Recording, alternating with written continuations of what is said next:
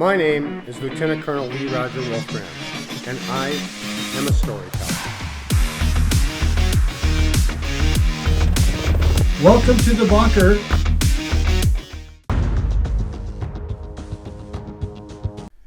Hey everyone, welcome back to the Colonel Channel. I am your self-proclaimed commander, Lieutenant Colonel Lee Roger Wolfgram.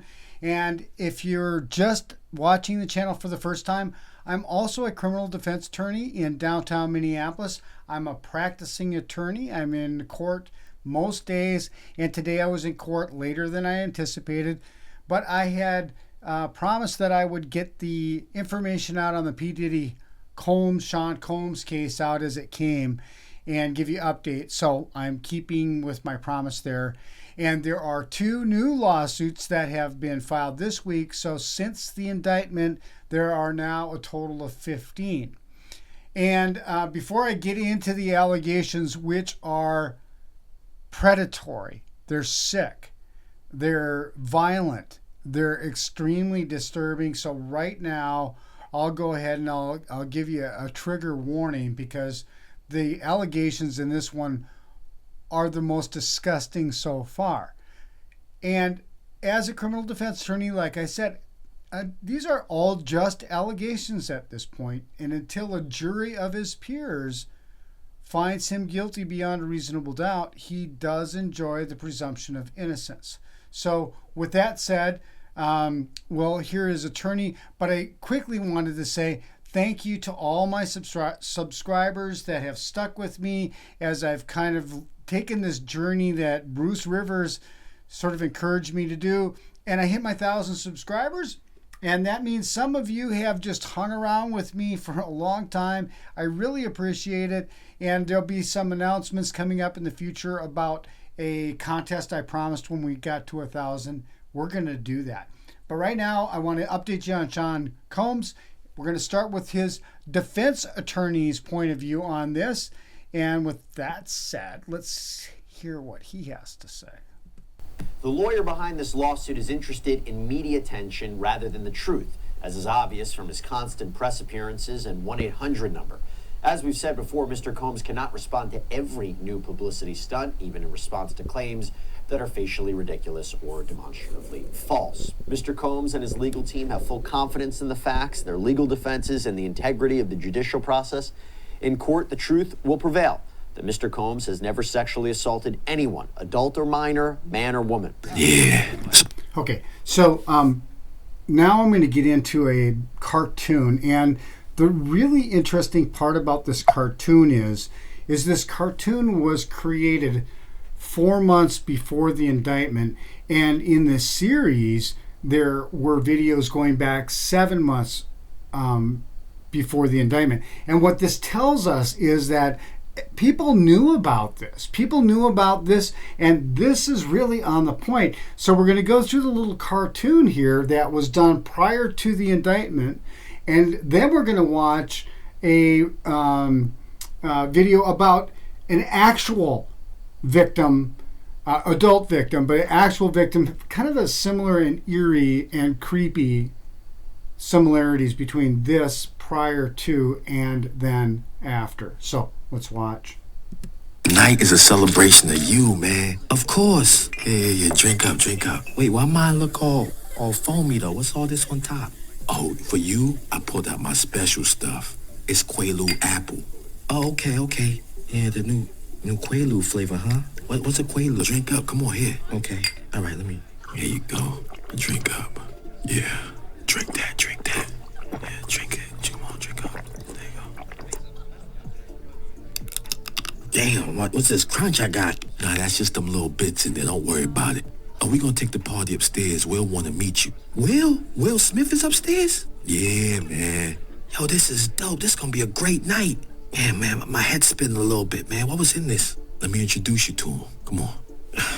What we gonna be doing upstairs? You about to find out.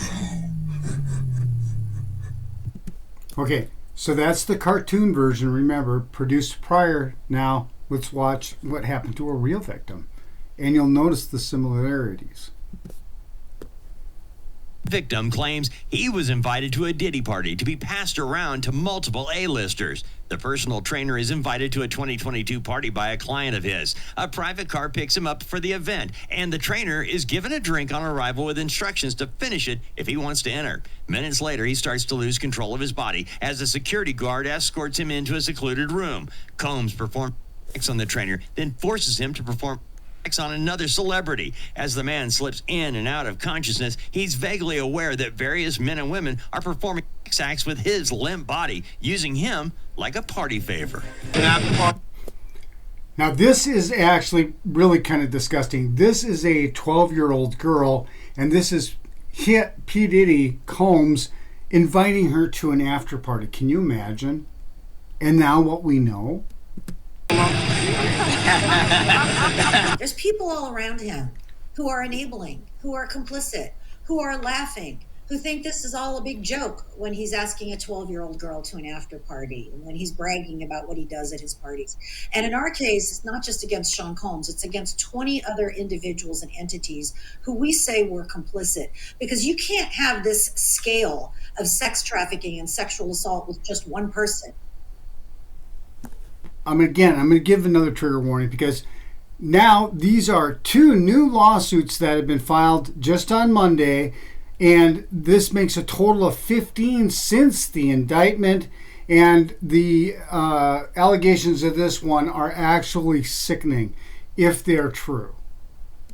Today, Texas attorney Tony Busby's law firm filed 2 new lawsuits in New York State Supreme Court, alleging that music superstar Sean Diddy Combs sexually assaulted 2 underage boys in the early 2000s. And one of them was allegedly just 10 years old at the time. Just 10 years old. So we all have or know of 10-year-old children, some acquaintance, some neighbor, family members most likely, but how vulnerable they are at 10 years old. And this man, this predator, this power hungry sociopath changed their lives forever just because he could. And that's what motivates this. If this is actual behavior and he is guilty, this is something where he should go to prison for the rest of his life. He's not safe to be in society. Accompanying that with his violence, he's like the Silence of the Lambs sex style. I mean, he cannot ever be out again.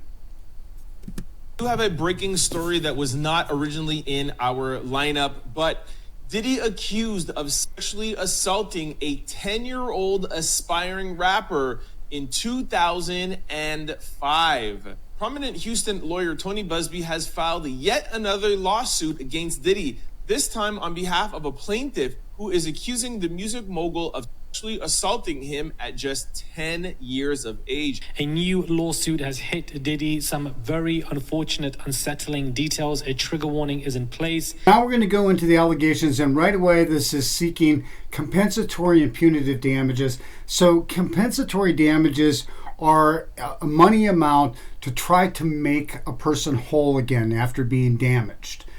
The punitive damages are to punish, because in a civil suit you don't go to jail, so the weapon is money.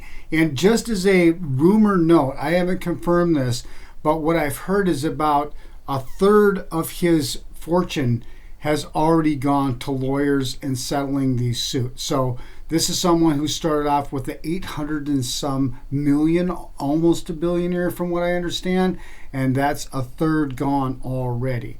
So Busby is just whipping up everybody so that people run and get this thing settled, hoping to keep their names out of it. And that's worth more. That's worth writing any check. And the reason why some of these people aren't named, as I indicated earlier, is because if you recognize a description of some sort of place and action that you were involved in, you're going to go to Busby and you're going to try to settle this thing, and you're going to try to settle it fast.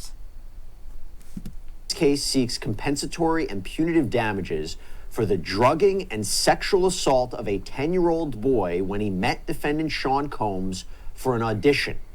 The conduct described herein is shockingly typical of how Combs conducted himself for many years. Because it's not just Combs, it's business entities. Because the plaintiff also alleges here misconduct by multiple companies that are associated with Sean Combs and his entertainment empire.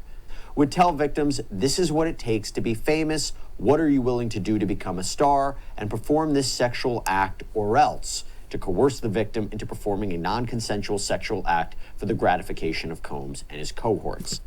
Remember, this is really important point. When you're talking about minors and the issue of consent comes up, there is no such thing. Minors cannot give consent, which completely destroys what the anticipated defense is, as this is a bunch of consenting adults at a party who have signed non-disclosure agreements, who have chosen to use recreational drugs and engage in an orgy, and this was all something that they had agreed to do.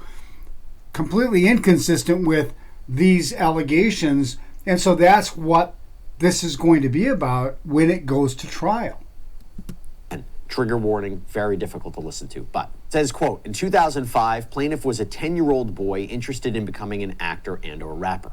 Plaintiff lived in the Los Angeles area and used his proximity to the entertainment industry to secure several acting roles and a part in a music video. To help their son's burgeoning career, plaintiff's parents found and hired an industry consultant through an internet ad. The consultant recommended that the family visit New York City to meet with people in the music industry. During the trip, plaintiff's consultant arranged a meeting with defendant Combs for a, quote, audition. Combs indicated that he wanted to meet with plaintiff alone first prior to meeting the family. The consultant, without plaintiff's parents, took plaintiff to the purported audition at a hotel in the same general vicinity as plaintiff's own hotel. The consultant brought plaintiff to Combs' room, but left him with Combs and told plaintiff that she would be back later.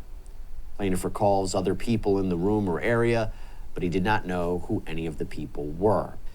The complaint says, quote, plaintiff performed several rap songs for Combs. Combs complimented plaintiff on his rapping and told plaintiff that he could make him a star.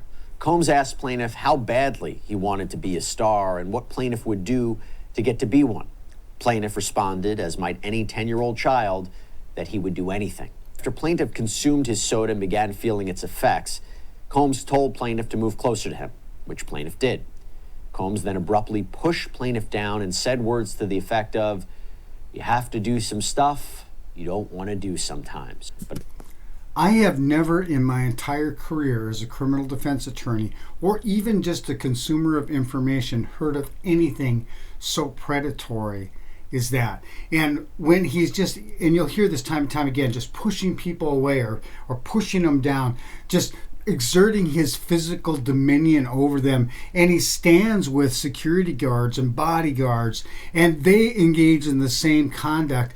And this is why this is, with the RICO indictment, this is like organized crime. This is like MS-13 going along with them saying, we're going to kill your family. It's that kind of violence that's accompanying this predatory sexual behavior. And this is why, if this is proven to be true, he can never be out there again, because he's a sociopath and he can't be fixed, number one. And number two, he deserves to die in jail. Eventually, John Doe claims that Combs sexually assaulted him and then he lost consciousness. 10 years old. Quote, when plaintiff awoke, he began crying immediately. Plaintiff's pants were undone, and then he says that his private areas hurt badly. Combs was still present. Plaintiff cried that he wanted to go to his mom and dad. Combs replied that if plaintiff told anyone about what had happened, he would hurt plaintiff's mom and dad badly. Can you imagine what a serious threat that is? That the parents were afraid to go to the authorities. And this is a theme. This is why when the original Ventura lawsuit was settled within a day of its filing, it opened up the entire floodgates, and everybody then sort of got the guts to come out and say, okay, so someone stood up against this violence. And once once Ventura went for it, she had to go full public, and at least she had that forum because it somewhat protected her from the violence. But there was no backing off at that point. And you saw Combs settle that case, I think it was 24 hours. Upon plaintiff's return, his parents immediately noticed that he was lethargic and acting differently. Although plaintiff ultimately told his parents what happened, plaintiff and his parents were terrified of the potential consequences of reporting the abuse. This case seeks compensatory and punitive damages for a violent sexual assault that occurred at a Making the Band audition in New York. Okay, so Making the Band, we've moved now to the 17-year-old victim, so older victim. And what this audition was for is this like reality program where they followed the band as they form and they get their hits, and you know, it's a whole contest of these boy bands or these girl bands that they essentially create all on camera. So this 17-year-old comes and he is there to audition for this program. That's the background.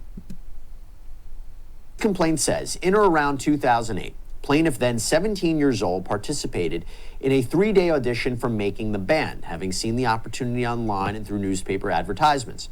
During the audition process, plaintiff advanced to a stage where contestants met individually in private rooms with Combs and his bodyguard. John Doe says that on the first day of the audition, he had a one-on-one interview with Combs, and Combs allegedly asked him hypothetical questions about how he would handle situations involving sexual pressure. The plaintiff says as Combs was talking to him, he started groping the then 17-year-old and allegedly told him to undress.